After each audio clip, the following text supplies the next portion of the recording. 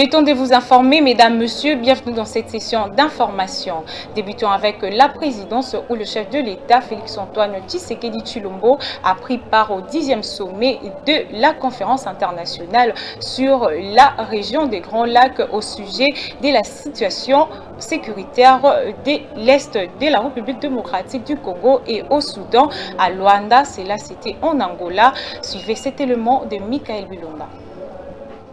Le garant de la nation congolaise est arrivé à Luanda en Angola pour assister au 10e sommet de la conférence internationale sur la région des Grands Lacs au sujet de la situation sécuritaire dans l'Est de la RDC et la crise au Soudan. Certes, les participants n'ont pas publié de communiqué final, mais un certain nombre de principes sont rappelés, tels que la réaffirmation de la nécessité d'exécuter la feuille de route conjointe de Luanda et Nairobi réadaptée à Addis Abeba en février 2023 par le président de la République démocratique du Congo, Félix-Antoine Tshisekedi Tshilombo. D'où la conférence internationale sur la région des Grands Lacs revient à exprimer son soutien au déploiement de troupes angolaises pour sécuriser le pré-cantonnement des membres de 1-23 après leur retrait des zones occupées illégalement, leur désarmement sans condition ainsi que le déploiement des troupes de la SADC dans l'est de la République démocratique du Congo. Notons qu'à ce sujet, le chef de l'État Félix-Antoine Tshisekedi Tshilombo a annoncé la tenue des prochains jours à Luanda d'une réunion quadripartite entre la CIRG, l'EAC, la CAC et l'Union africaine qui en assurera la coordination. Une initiative saluée par le président de la Commission de l'Union africaine. Entre-temps, les représentants présents à Luanda poursuivent leurs travaux à huis clos avant de produire un communiqué final. Projet de loi portant adoption de la répartition des sièges par circonscription électorale a été adopté ce lundi 5 juin 2023 à l'Assemblée nationale. Suivez cet élément de Sarah Toudiéche. Au vu du résultat des votes, l'Assemblée plénière déclare recevable les projets de loi portant répartition des sièges par circonscription électorale. Ce lundi 5 juin 2023, les députés nationaux ont adopté le projet de loi portant adoption de la répartition de sièges par circonscription électorale pour les élections législatives, provinciales, municipales et locales. À savoir, cette adoption s'est faite sans les élus de l'opposition qui avaient carrément boycotté toute le plénière relative à l'examen de ce projet de loi. À cet effet, sur 361 députés votants, tous le 361 ont voté pour, aucun n'a voté contre ni s'est abstenu, selon le chiffre communiqué par le bureau de la Chambre basse du Parlement. En en croire, la plénière a approuvé les conclusions de la commission Page sur l'examen approfondi de ce texte lié aux élections. Notons que le speaker du Chambre basse du Parlement, Christophe Mbosson-Kodia, a démontré l'urgence, ainsi l'importance de voter séance tenante ces projets de loi.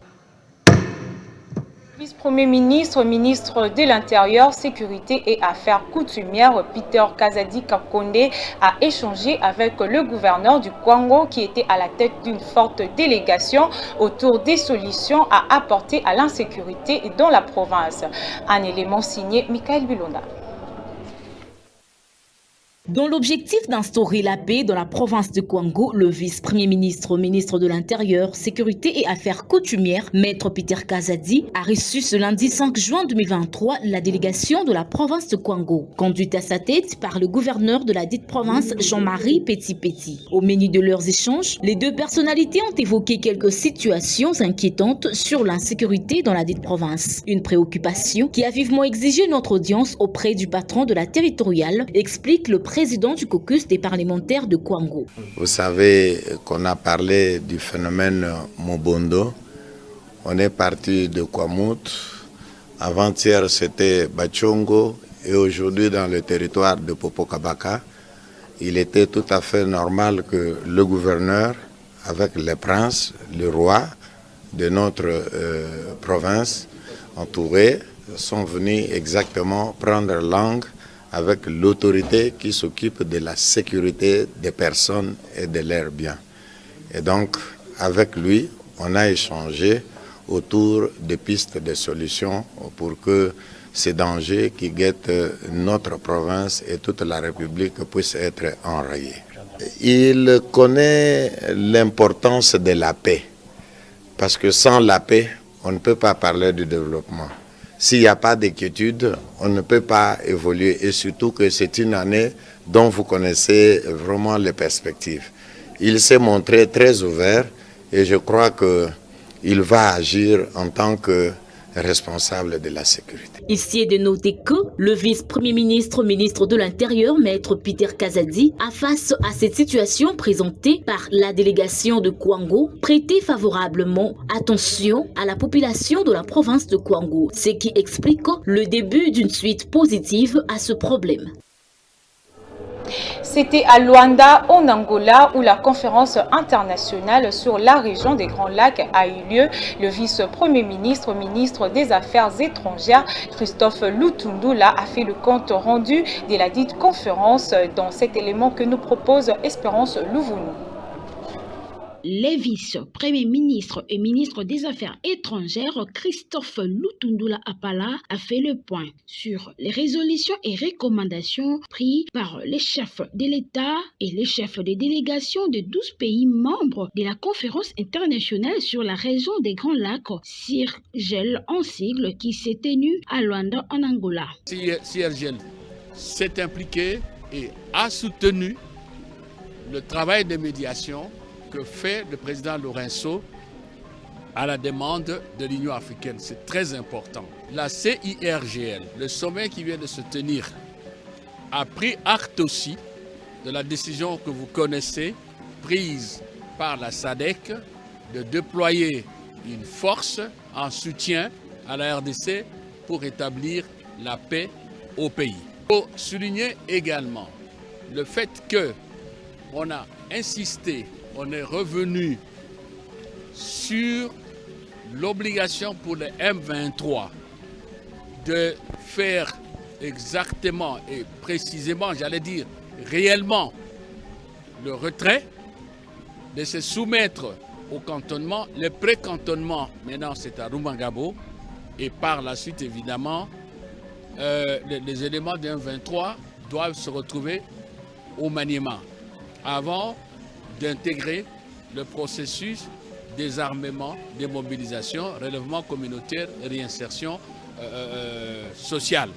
La CIRGL a exprimé son soutien au déploiement du contingent de l'Angola pour sécuriser le cantonnement, d'abord le pré-cantonnement et le cantonnement du M23, et bien sûr aussi sécuriser les populations qui se retrouveront dans ce milieu de cantonnement pour qu'il n'y ait pas de malentendus ou toute autre velléité.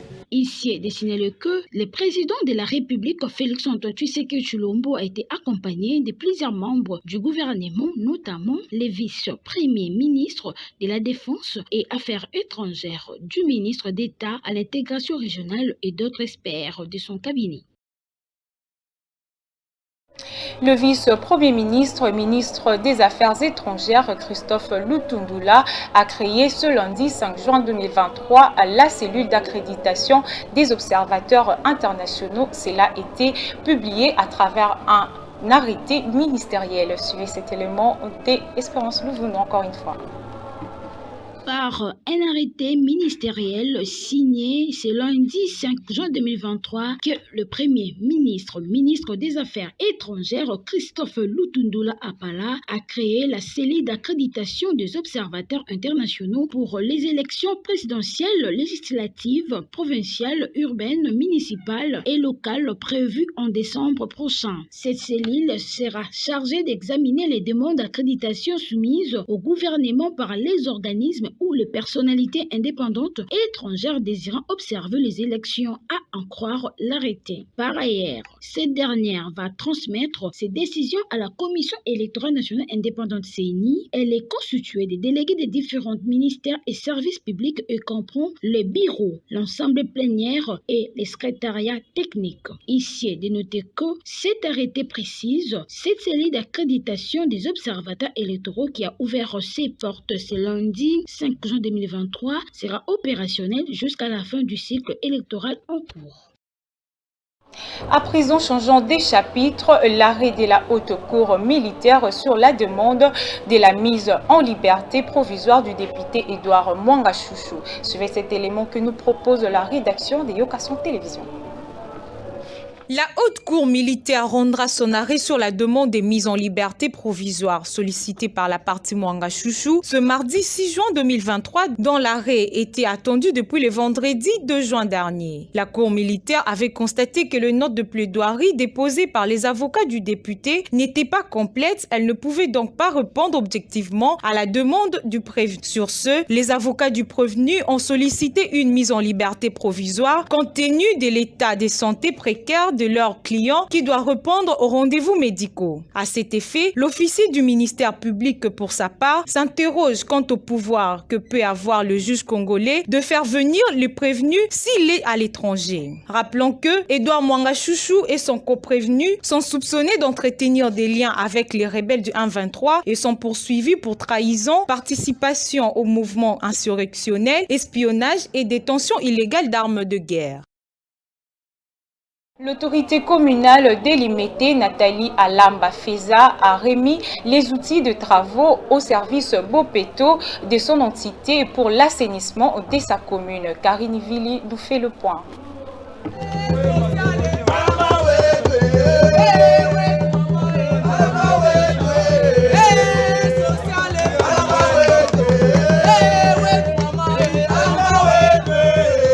Nathalie Alamba Feza, bourgmestre de la commune délimitée, a remis quelques outils de travail pour l'assainissement de sa juridiction à l'équipe Bopeto de la maison communale délimitée. Dans ces mots, Madame Nathalie Alamba Feza a remercié l'autorité de la ville-province de Kinshasa, Jean Tiningo Bilambaka, car il a réalisé sa promesse.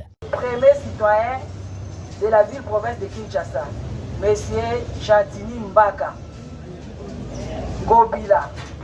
Na oyo alobaki ezalaki maloba ekomi sikoyo na misala nango alobaki akopesa biso moyen mpona toyeba kokomisa Kinshasa bopeto bobeta na mokonzi ya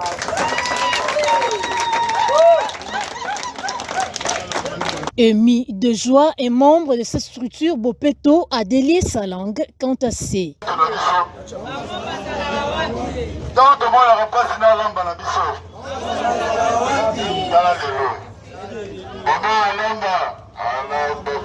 Dans sa vision de l'imité Asika, ensemble nous pouvons tout, absolument tout. Salomon Idi Kalonda, conseiller spécial de Moïse Katumbi Tchapoué, auteur du tentative de coup d'État, arrêté récemment, est accusé par l'armée congolaise d'être en complicité avec le M23. Sarah Toudièche au commentaire. Un communiqué a été rendu public ce lundi 5 juin 2023 par le service de renseignement militaire sur le cas de Salomon Idi Kalonda, arrêté le 30 mai dernier et détenu dans le locaux de la DEMIAP. À savoir, le conseiller spécial de Moïse Katumbi est d'abord accusé de détenir une arme à feu le 20 mai lors de la manifestation de l'opposition. En outre, accusé de vouloir renverser le pouvoir en place en République démocratique du Congo par tout le moyen et y installer un ressortissant katangé. Selon les informations recueillies de son téléphone, il était en contact permanent avec les officiers du mouvement terroriste 123 RDF. En effet, le service de sécurité démontre que M. Salomon Kalonda était sécurisé sans autorisation par des éléments de la forces armées de la République démocratique du Congo qui sont armés et dont un major est cité parmi les personnes qui le sécurisaient. Le major était chargé d'acquérir des armes de guerre au profit de M.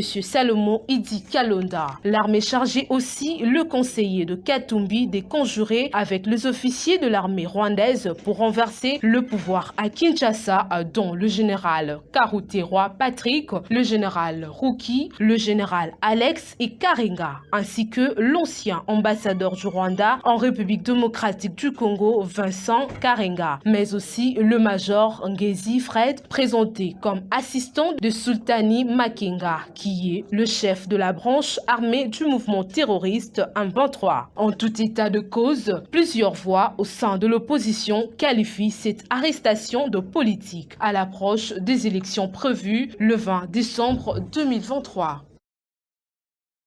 Pour finir, les ennemis de la nation congolaise se reconnaissent. Kadi Salomon Kalonda, qui est un hors-la-loi. Suivez cette réflexion en de Ruth Safi.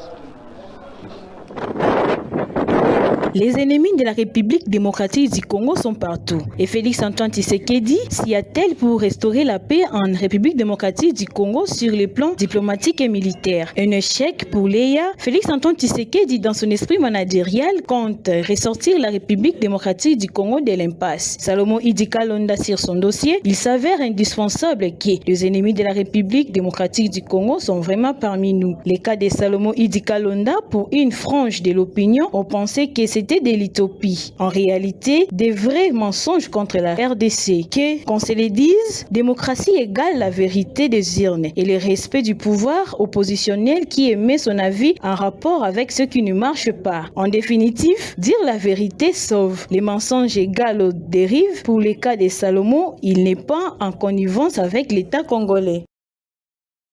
Nous voici à la fin de cette session d'information réalisée par Pluvieux Lutumba. Mesdames, Messieurs, merci de nous avoir suivis et bonne suite de programmes sur nos antennes.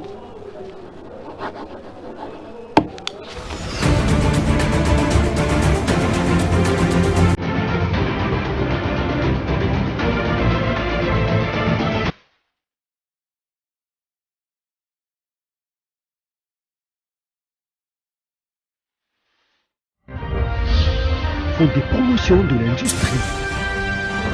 Votre partenaire privilégié pour la réussite de vos projets. Monsieur Salomon Idi Kalonda était pris en charge depuis longtemps par le service du renseignement.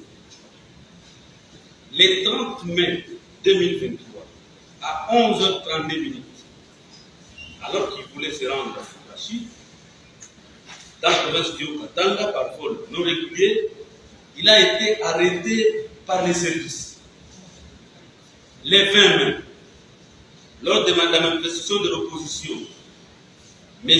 Salomon Idi Kalonda était porteur d'une arme à feu. Cet effet militaire était tombé en pleine échauffourée avec les éléments de la police qui l'ont rapidement ramassé et saisi. Il s'agit d'un pistolet 9 mm, numéro CDPN 33 30 46 46. Monsieur Salomon Idi Kalonda s'est permis de se faire sécuriser sans autorisation par les éléments des forces armées de la République du Congo qui sont armés, dont un major est cité parmi les personnes qui les sécurisaient. Ces derniers étaient dans les démarches d'acquérir des armes de guerre au profit de M. Salomon Idi Kalonda. Selon les informations recueillies de ce téléphone, il démontre que M. Salomon Idi Kalonda était en contact permanent et fructueux avec les officiels du mouvement terroriste M23 RDF, mais également avec les officiels rwandais. D'après ces informations, l'un des objectifs était de renverser le régime en place en République démocratique du Congo par tous les moyens et y installer un ressortissant katangais. Toujours selon les informations recueillies de ce téléphone, M. Salomon Idi Kalonda a aussi établi des contacts directs avec le major Ngezi Fred, assistant de M. Sultani Makenga, qui est le chef de la branche armée du mouvement terroriste M23 RDF. Il avait des contacts directs également avec M. Runiga Jamani, qui est le chef de la branche politique du M23 RDF. Avec les généraux du RDF, à l'occurrence le général